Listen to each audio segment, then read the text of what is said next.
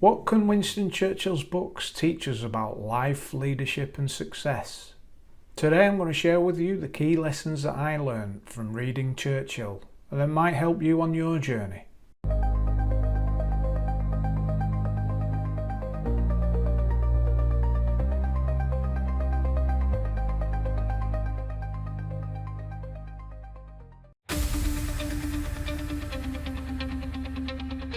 Never give in, never give in.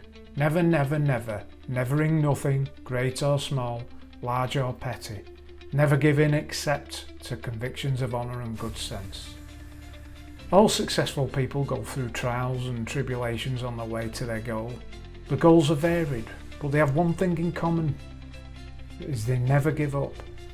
We might get setbacks in our business or personal goals. We might not be as far forward as we think we should be, but that's not an excuse to give up. Keep going. You can't fail if you never quit.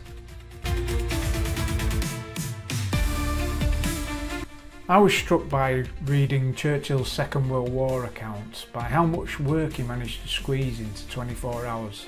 He wasn't an early riser either. In the years between the wars, he would often wake up around 8 AM, read memos or dictate letters while still in bed, and eating a hearty breakfast. Then he would bathe, dress and continue his work. Luncheon, as they called it then, was always with a guest or a colleague, combining his love of food and good company. After lunch he would nap, and then he would bathe and dress again. He famously said his afternoon naps gave him 2 days in one, and never a minute was wasted. In wartime he would exasperate his ministers and military staff with endless memos, prodding and cajoling, asking for updates. But he wasn't a micromanager, far from it. He knew exactly what was going on in every government department. Every minute was productive, speeches were rehearsed and amended whilst being driven. Even letters were dictated on the toilet. So although he didn't do a typical 9-to-5 regime, he made sure every minute counted. Productivity is about output, not hours. So design a system that works for you. The Second World War was chaotic. After France had fallen, Britain had to be defended, Russia supported, and America needed to be kept on side until they entered. What should the Allies do? Fight back through Western Europe, the Balkans, the Baltic, North Africa, the Middle East? What about the Far East and India? And what about the potential threat to Australia? Churchill was clear. Defeat Hitler first. The mind works better when concentrating on one objective. Choose one overall objective and stick to it until completion. Any other goal or objective must feed into this prime objective or be put aside. I know it's hard to do because we're told we can do anything. Yes, this is true, we can achieve anything, but we can't achieve everything.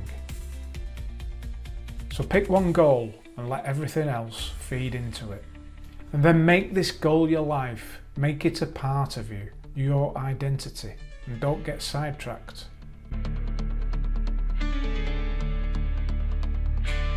In the lengthy process of achieving your prime objective, there'll be lulls where nothing seems to happen. There'll be setbacks when you question your motives. It is then that you're susceptible to distraction. The shiny objects catch your eye, new goals and objectives, but don't get sidetracked, keep to the path. As I said before, you can do anything, but you can't do everything. In fact, you shouldn't even try to do everything.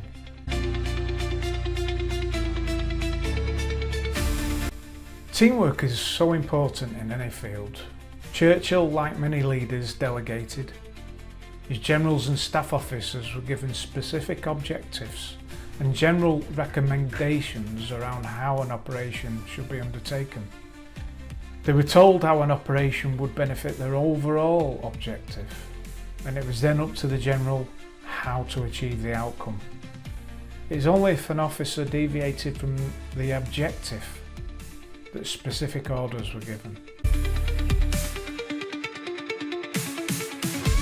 There's a famous account of when Churchill, Roosevelt and Stalin were all in conference towards the end of the war, negotiating what would happen once victory was achieved. Later, after dinner, when drinks had been copiously taken and the mood was jovial, Stalin commented through his interpreter that after the war he would demand that 50,000 German officers would be executed. Churchill bristled and left the room. He'd momentarily misplaced his famous sense of humour, but he hadn't lost his sense of honour. In whatever we do, we should act honourably. It comes down to doing the right thing. Be polite. Manners cost nothing. In life and business, we often deal with difficult people. Stalin was difficult to work with. He was often drunk and provocative. In Churchill's history of the Second World War, he reproduces telegram exchange between the two. Stalin's telegrams were often as prickly as his outbursts in person. Churchill's responses were polite, whilst not being intimidated. He would assert his position whilst at the same time being polite, or he would just simply ignore particularly offensive telegrams. And we can see plainly on social media today where people can take a leaf out of Churchill's books. If you're provoked, retain your poise and be polite, or even just simply ignore it.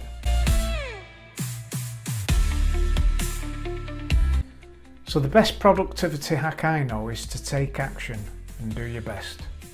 Do your best in everything you do, and you can hold your head up high. You'll put yourself in front of Lady Luck. It's amazing to me that many of the lucky breaks I've had are when I took action and just did my best. So to quote the man himself, all this shows how much luck there is in human affairs and how little we should worry about anything but doing our best. So these timeless lessons aren't just history, they're strategies for living. If you enjoyed this breakdown, sign up for my free newsletter where I'll give hints and tips and strategies on personal development, mindset, finance, productivity. A link's in the description. And please do hit like and subscribe. It helps the algorithm to send this to somebody else who might need to hear it. And until next time, have a great week and I'll see you soon.